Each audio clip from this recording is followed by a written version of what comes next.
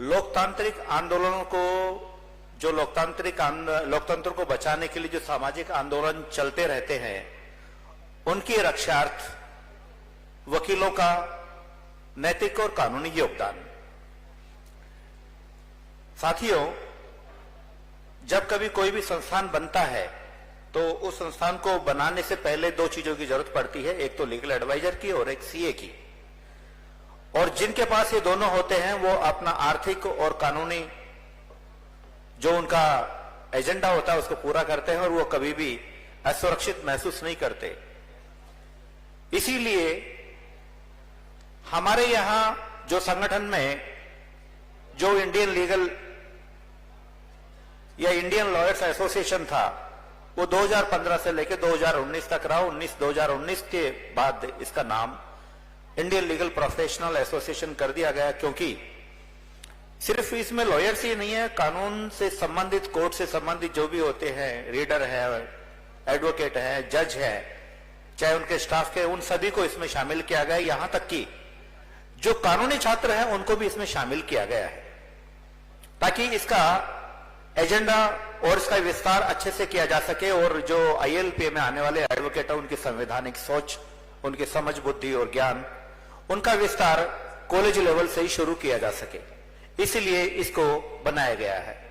आईएलपीए कोई ऐसा कोई संगठन नहीं है जिसमें कुछ एडवोकेट्स आए और अपनी नेतागिरी चमकाएं या कोई यहां पर नेता बन करके वकीलों के वोट्स को या उनके नेतागिरी को मोबिलाइज कर सके, ऐसा कोई संगठन नहीं है। आईएलपीए बामसेफ की संवैधानिक सोच के आधार पर बनाया गया वो बड़ा संगठन है जिस संगठन में संवैधानिक सोच के वकील और कानूनी समर्पण, कानूनी समझ के वकील इसमें शामिल होते हैं। आईएलपीए में हर किसी को कभी भी इसमें मेंबर नहीं बनाया जाता। सबसे पहले उसको बामसेफ, भारत मुक्ति मोर्चा की संवैधानिक आइडियोलॉजी को उसको बता करके ही उसको शामिल किया जाता है, ताकि यदि वो किसी पद पर है तो वो अपने पद का दुरुपयोग या गलत इस्तेमाल ना करे। और इन सब के बावजूद आईएलपीए का जरूरत इसमें क्या है, क्योंकि जब भी कोई संवैधानिक आंदोलन होता है, कोई काल लोकतंत्र को बचाने के लिए बामसेफ या भारत मुक्ति मोर्चा आंदोलन करते हैं, तब ऐसी एजिटेशन होती है कि राजनीति के दबाव में आकर के प्रशासन हम पर गलत हमले करता है, या फिर कानूनी लड़ाई होती है, हमारी संविधान के किसी विषय पर लड़ाई छिड़ जाती है और हम उसको प्रोटेक्ट करने के लिए हम लोगों की या वकीलों की जरूरत पड़ती है, आईएलपीए की जरूरत पड़ती है। आईएलपीए को इसलिए बनाया गया है। और आईएलपीए, भारत मुक्ति मोर्चा और बामसेफ जितने भी ऑफशूट विंग्स हैं, इन सभी की लीगल एडवाइजिंग का काम देखता है। डिस्ट्रिक्ट कोर्ट से लेकर हाई कोर्ट तक जो इसके कार्य होते हैं उनको देखता है और इनकी आइडियोलॉजी पर चलने वाला इन्हीं का एक ऑफशूट विंग है। आप लोगों को ध्यान होगा या याद होना चाहिए, आपने देखा होगा कि भारत में कहीं पर भी कोई ऐसा कानूनी संगठन नहीं है या वकीलों का कोई भी ऐसा संगठन नहीं है जिसको बामसेफ या भारत मुक्ति मोर्चा जैसा संवैधानिक सोच का संगठन सपोर्ट करता हो, क्योंकि उनको जरूरत ही नहीं है वकीलों की। क्योंकि जब वकील आते हैं संगठन में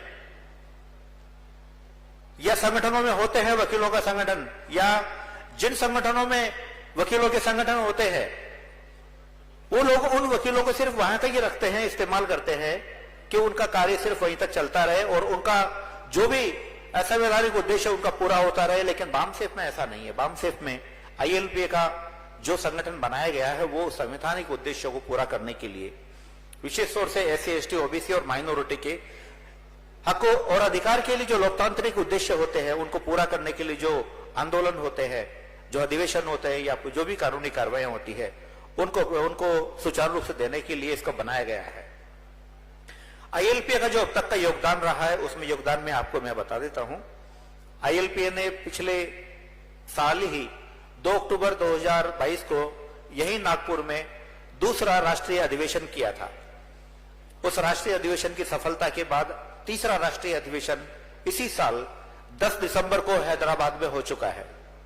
पिछले साल हमारे यहां पर जो एडवोकेट्स की संख्या थी वो करीबन 700 के आसपास थी और अब की बार हैदराबाद में करीबन 850 के आर पार गई। वो थोड़ा सा और बढ़ सकता था, लेकिन राजस्थान और कुछ राज्यों के अंदर एंड टाइम पर उसी पर आईएलपीए के जो लोकल बार एसोसिएशन थी उनके चुनाव आ गए और 25 नवंबर को असेंबली के भी चुनाव थे। इस वजह से थोड़े से वकील वहां पर, कुछ लोग वहां पर नहीं जा पाए, इसलिए तादाद थोड़ा सा वहां पर और बढ़ सकती थी जो बढ़ नहीं पाई।